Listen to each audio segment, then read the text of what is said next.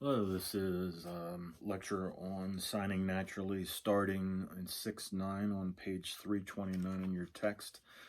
This is going over the historical tale of Thomas Hopkins, Gallaudet, and Clerc.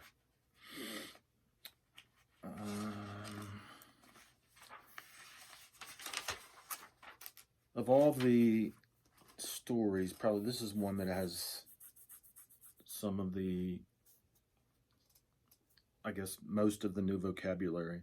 Some of this you've already learned, and I'm going to introduce the various signs to you starting on page 329. So, where he's, as any story was said, is like once upon a time. Here the guy is saying one day. So one day. So one day. One day. Again, the eyebrows raised. Topic. This is the beginning of the topic, and then we're going to talk. Then it'll go on to say what's happening. The sign for Gallaudet, we've done this before for the glasses. So it's the thumb and the index finger, Gallaudet. Of course, you know the sign here, girl, with the open A. To amuse oneself, taking part in a game, play. To play. Play your Y hands like that, play. And the bottom, want, your crooked 5 hands like that. Want, as if you're opening a drawer, want. The sign for America comes from the log cabin, the interlocking logs, so America, coming around in front of you like that. Going over to page 330, say you don't have something, none, none. So your 0 hands like that, none, none. School, again, review of signs. Children, we've done that before. Children, child, children. England, it's one of the first signs we learned in class. England, your hand, your dominant hand, grasping the meat of the other hand, England. And boat, or to sail, this would be boat, but to sail, that's what he's showing here, is to sail. So you've got your cupped hands like that, making the hull of the boat.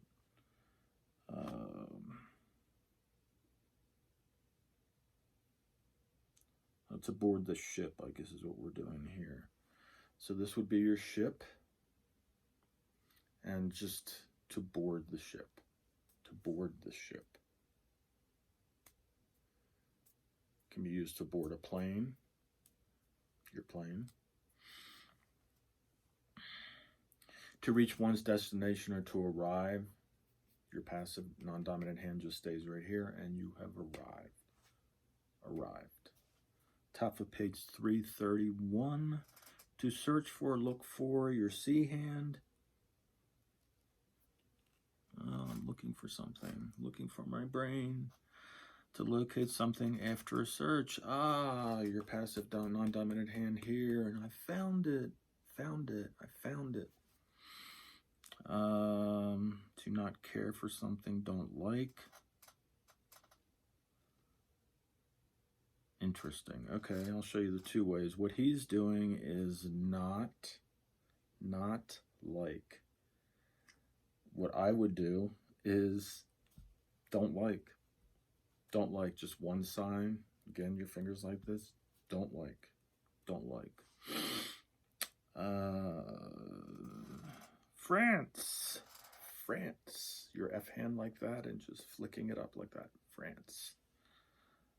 Clerc, that's his name sign. It comes from, he had a scar on his face here. So Clerc, your U hand or your H hand is coming down like that.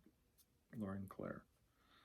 To set up, to establish, to form a system. Again, your A hand and your other A hand comes on top of it like that. To establish. The first of its kind, first. Your thumb up with your modified open A, first. Going over, okay, that's it for the new signs. Going on to 610 on page 332. We've already discussed this before about using two-person role shift in narratives. And you'll see that when you watch the video of the Gallaudet and Clerc story. Just take note of that, how the person is changing body position to reflect whose persona they are taking on when telling the story. So you go from the narrator taking on in one-person role shift, going on taking on, remember the lumberjack story with the timber? He becomes a lumberjack. Here with the two-person role shift, we go from side to side, taking on that person and the dialogue there that's included with that. So that's just a reiteration of what you've already learned in when we did the timber story. Going on to 611, page 334, important concept of spatial agreement. Remember setting things in space? ASL is a spatial language. You have all this signing space in front of you that you're using to describe what's happening, who's doing what to whom, the action, the direct object. So when we're talking about here, like the bottom of page 334, the ship going to America to England, the body is shifting, so the boat is going towards England. So if you have England already established over here, so in the story you'll see how the action is being portrayed, where the United States is, where France is, where England is, as you can see it on a map. Here, if I were to look on the map here, in the middle of page 334, we have America here to the left on the map, England here, and France here, as it is on the world map. So what he did first is he started in America, Gallaudet in America. He boarded the ship, and then he sailed to England. And then when he'd finished in England, what he was doing there, he came to France, and I believe he sailed across the channel to France. So he arrived in France. So we have spatial agreement. We've got France here, England here, and United States, America here. So you've got to maintain that spatial agreement throughout. You can't all of a sudden have France over here and then England down here or America over here. You can't, because it's going to confuse the person who's receiving the information you're telling in the story. So pay special attention to that while you're watching the story. Take note of how where Gallaudet is talking to Claire, and Claire says, yeah, I'll go with you, and we're going to go from France, go back to the States. Note where it's happening. France, the boat is going towards America. So it's an important concept that you need to maintain continuity. You can't go switching things up midstream. It's going to blow the story. Again, on page 336, 612, again, we're just reiterating the concept of story cohesion. And here we're talking about transitions, where something has happened, where Gallaudet perhaps he's in the United States, and after he met the little girl, Alice Cogswell, and he's like, I can set up a school for the deaf. Da-da-da-da, school for the deaf. Transition. I'm going to go to England. He meets the people there in England, not really happy with what happens. I'm going to go to France. I've heard good things about France. So the cohesion of the transition between using the facial expression of the eyebrows raising and slight pauses to show something different is happening, a sequence of events, as we learned in Unit 5, how things happen. Finish, then I do this. Remember, post office, finished. I'm going to the bank to take out money. I just signed steal money. Then I finish that. Then I'm going whatever. And remember, constantly be engaging your audience. Look at the audience.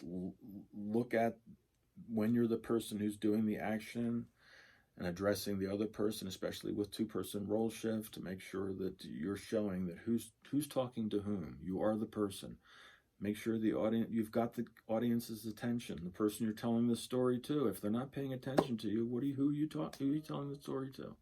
So, and I know it's kind of contrived, especially when you do your ASL videos for me. Where is the audience? The audience is your phone, your webcam. I know it's difficult. It's especially difficult when I'm out interpreting, and there's no deaf people. We call it in the interpreting community, we call it playing air guitar, because you're just going through the motions. You're doing it, but who's paying attention? Unless it's being recorded and memorialized to be looked at later. So it's difficult sometimes when you don't have that audience interaction. Like when I'm interpreting in class, I've got a deaf student in front of me and I see, oh, okay, they're getting it. Or the dazed and confused look on their face. You're like, are you getting it? But if you don't have that interaction, it's very difficult to maintain a conversation, as it is unless you're really into talking to yourself, which I'm not.